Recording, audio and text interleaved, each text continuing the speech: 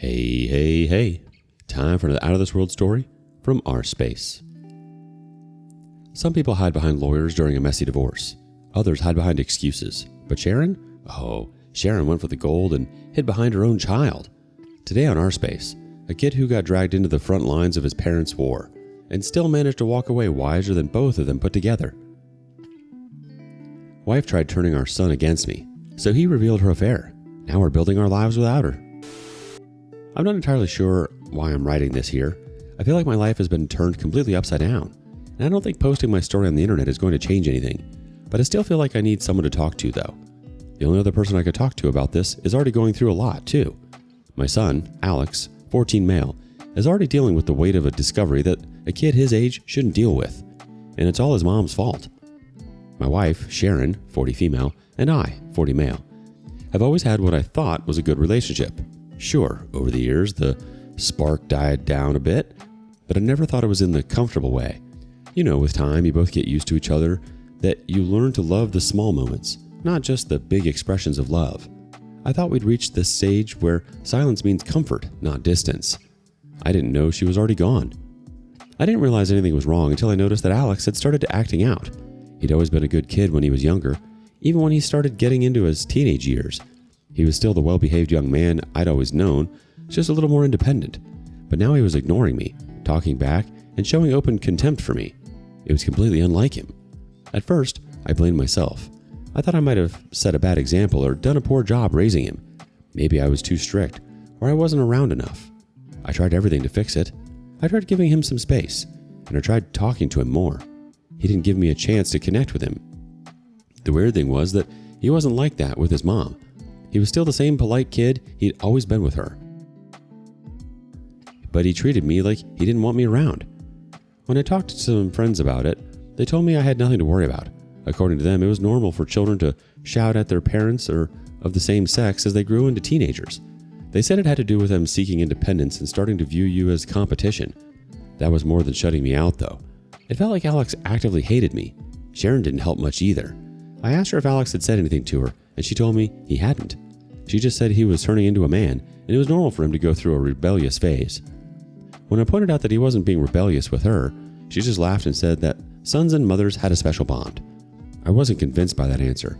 I knew it didn't bother her because he still treated her the same. But I knew that the sudden behavioral changes in children could be a sign that something was wrong at home or at school. I just didn't realize that she was the real problem. I tried to talk to Alex one evening to see if I could get him to open up. At first, he completely refused to acknowledge me, staring at his phone while I tried to speak to him.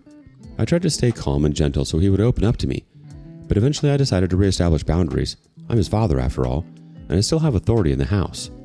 So I told him firmly, but not angrily, to put his phone down so we could have a discussion. I brought up his recent behavior and asked him if everything was all right at school. He crossed his arms and said everything was fine. I kept pushing the subject, trying to see if there was anything he was hiding, but he insisted school was fine. I chose to believe him for the meantime and switched to home. I asked if everything was right at home, and if I'd done something to upset him. He kept his arms crossed and didn't say anything. It seemed like I was getting close to the root of the problem, but he refused to elaborate. No amount of pushing and asking could get a response out of him. I told him I would give him some time to think about it, and I'd talk to him again in a few days.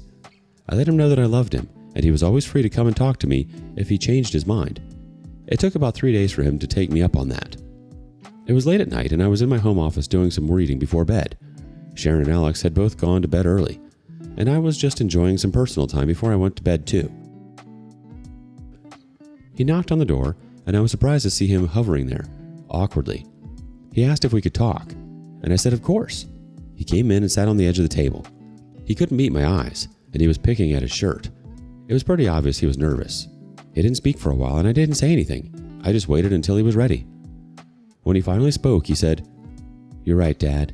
Something is wrong. Here at home." I just nodded and said I was listening and waited for him to go on. He asked me to promise to tell the truth. I was confused, but I promised. He asked me if I was having an affair. I was so confused that I was speechless for a moment. I told him I wasn't, and I asked him where he'd heard that. He looked deeply uncomfortable and didn't say anything. It took me promising that he wasn't in trouble and that I wouldn't be mad at him before he spoke. He told me it was Sharon.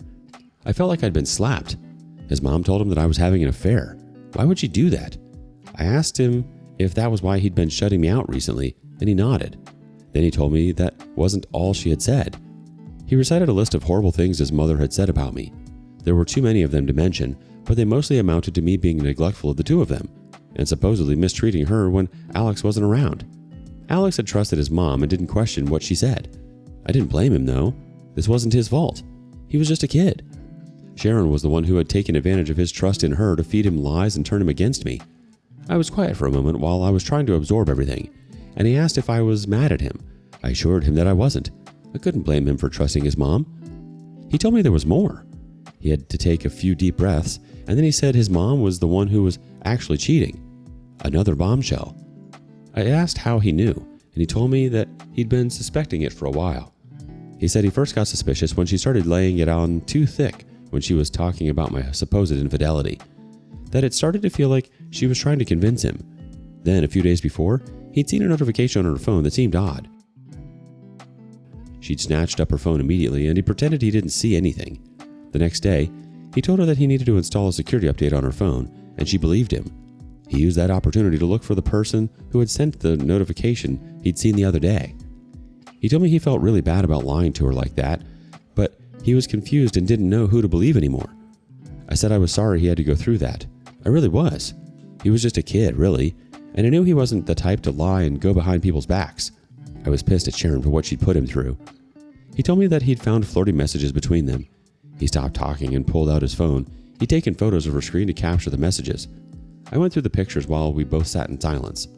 I understood why he didn't feel like talking much anymore. A lot of those messages had content that a kid his age definitely shouldn't be reading. I had to bite my tongue to keep myself from cussing out Sharon for making him go through this.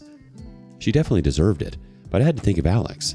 He was obviously upset by the whole thing, and seeing his dad insult his mom would only make things worse, especially after his mom had just spent so long doing the exact same thing. I told Alex to send the photos to my phone and delete them from his. I didn't have to tell him twice. He deleted them as soon as they were on my device. Clearly, he was uncomfortable just having them on his phone. I don't blame him. I made sure to remind Alex that he hadn't done anything wrong, and I let him know that I loved him and I wasn't mad at him. I told him to try and get some sleep, and I would deal with everything. After Alex left, I sat down and went through the photos he'd just sent me. Some of them were blurry, but they were still readable with some effort. She'd saved his name as F, so I couldn't tell who he was. I didn't think it mattered all that much anyway. What was important was the fact that she was cheating on me and she'd used our son as a pawn in her sick game. I still wasn't entirely sure what her goal was, why she was trying to turn Alex against me. I've been thinking about that a lot, and the only thing I can come up with is that she was trying to make me out to be the bad guy so she would have an easier time winning custody of Alex when she inevitably left me. Now, I'm not sure how to move forward. I know I have to end things with Sharon. The infidelity is a deal breaker on its own. But trying to turn my son against me is completely unforgivable. But a divorce at this time could really affect Alex. I'm scared he might blame himself. I'm completely lost, and I don't know what the best move is here. She was laying the groundwork for her exit strategy. Turning Alex against you wasn't random. It was calculated. She probably figured that if she could convince him you were the villain, she'd have a smoother path in a custody battle, or at least an easier time justifying her actions to herself. The worst part? She put your kid in the middle of it. Alex is 14. He should be worrying about homework and whether his voice is going to crack in front of his crush, not whether his parents are cheating on each other. Update 1. I wish I could say I had good news, but I don't think there's such a thing when it comes to a story like this. Things have gotten easier, they've just gotten different. I'm doing the best I can to make things work, but it's hard. Our family has changed irreversibly overnight, and I'm trying to keep it from screwing Alex up. I got a lot of comments advising me on what to do next to protect Alex. The common wisdom was to go ahead and divorce Sharon. I'd always known in my heart that this was the right move, but I'd just been scared about scarring Alex. But the more I thought about it, the more I realized that living with a toxic mom in a loveless home would scar him much deeper. Besides, I had an example to set. Sharon had manipulated him and used both of us. If I just sat there and took it, then I'd be setting a horrible example for my son as a young man. He needed to see his dad standing up for himself. He needed to see me standing up for him too. So I filed for divorce immediately. I didn't tell Sharon right away though. Instead, I waited for a night when Alex was out of the house. I spoke to his friend's dad and explained the situation. We arranged a sleepover for the boys. He was understanding and said Alex could stay over as long as he needed. He wished me luck with talking to Sharon about the divorce. I needed it. I was glad that I listened to the comment that suggested that Alex shouldn't be around because it was ugly. Really ugly. When I told Sharon that I knew about her affair, she started off by denying it. She actually laughed and asked if I was accusing her without any proof. I showed her the pictures, and her face fell. Then she said that I'd been distant for years, and she had every reason to start an affair. She said even Alex knew I didn't care about them anymore, and that was why he'd been disrespecting me so much. That was what set me off. I wanted to handle this maturely, but she was dragging Alex into this. Even worse, she was referring to lies she'd been feeding him. She was manipulating him and using him as a tool. I hate to say it, but I completely exploded. I told her that Alex had come to me himself. He was upset and confused. Even worse, he was the one who had discovered the affair. I asked her to imagine what seeing these kinds of messages could do to him.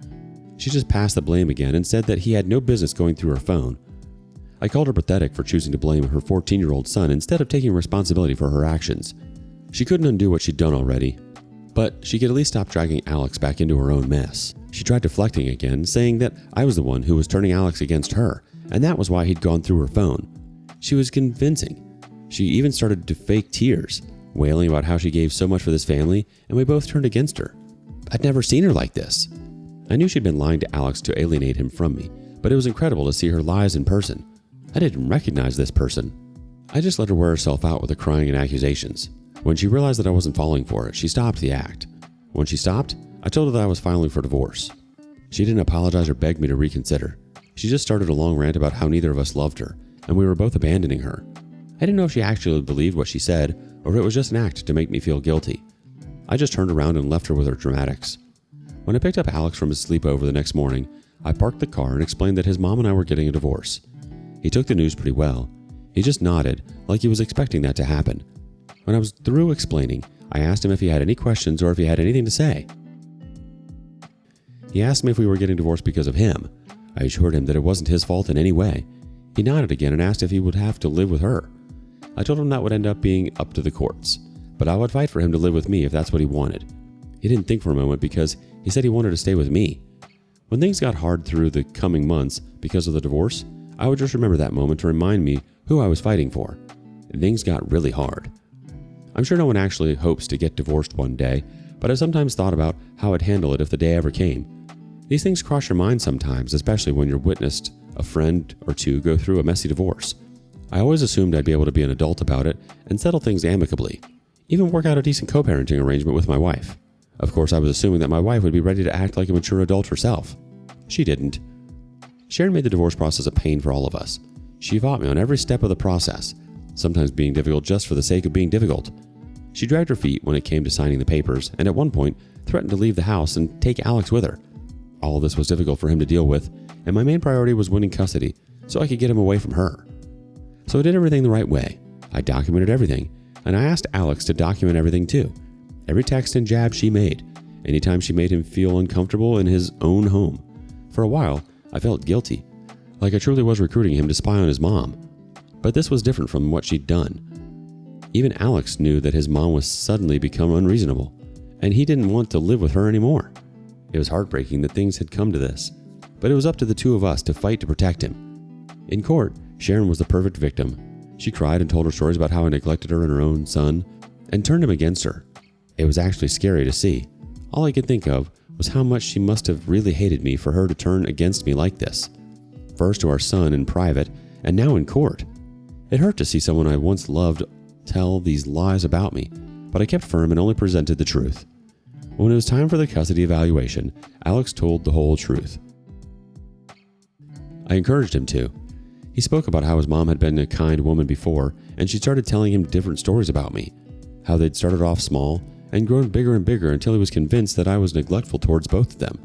He admitted his own behavior towards me after he had believed those lies. Then he brought up the discovery of the affair and how she'd completely changed when I told her I was getting a divorce, the parental alienation, and Alex's own wishes to stay with me. I ended up being awarded full physical custody. She threw a fit, screaming that I'd turned Alex against her. That didn't help change anyone's impression of her. I almost cried with relief. The whole process had been the hardest period of my life, and I was just glad to finally have a legal barrier between Sharon and her manipulation. The first few weeks were weird. Alex seemed to feel guilty about what had happened to the family, no matter what I told him to reassure him. Eventually, we got him into therapy. I've never been to therapy myself, but it was clear he was going through something that I wasn't fully equipped to help him process. I'll say it's been helpful so far because the guilt seems to be fading and he's turning back into his old self. Sharon didn't talk to me anymore, but she kept trying to get in touch with Alex. I didn't actively monitor their communication, but I asked Alex to let me know if he thought she was saying anything inappropriate. For the most part, she hasn't. I think she realized that her attempts at alienating Alex from me just drove her away from him instead, so she's playing it cool. But she hasn't been completely normal with Alex. For one thing, she texts him very often, telling him that she didn't want to lose him and that he would understand everything when he was older. Alex showed me those messages himself. I didn't tell him to block her or ignore them. I just said that it was okay for him to ignore certain messages if they made him feel uncomfortable, or to wait until he felt he was ready to reply to them. Moving on with our lives has been easier than I expected, honestly. Things aren't the same, sure, but Sharon has made us so miserable in the weeks leading up to the divorce that it was a relief to be away from her. Therapy has been working wonders for Alex, and he's settling into his new life. He's also stopped blaming himself for what happened. I try not to badmouth his mother to him, but I've let him know multiple times that she's the only person who can be blamed. She tried her best to separate us, but she only managed to bring the two of us closer together. Now she's alone and dealing with the consequences of her actions. Sorry if I don't feel bad for her. I'm too busy being the best father I can be. You were absolutely right. Staying in that house under Sharon's manipulation would have done far more damage than words. Your son needed to see you set boundaries and fight for him, not just quietly endure it. No sympathy for her here. She played every manipulative card she had, tried to twist her own child into a pawn, and when that backfired, she still spun herself as the victim. You've done your job, OP. You've shown Alex what it looks like to stand up, take responsibility, and still lead with compassion. That's the kind of example that stays with him for life. What would you do if your kid was stuck in the middle of something like this? Have you been that kid? Share your thoughts with us in the comments below. And thank you for joining us today on rSpace. Be sure to like and subscribe and hit that notification bell so you don't miss out on our next video. See you soon.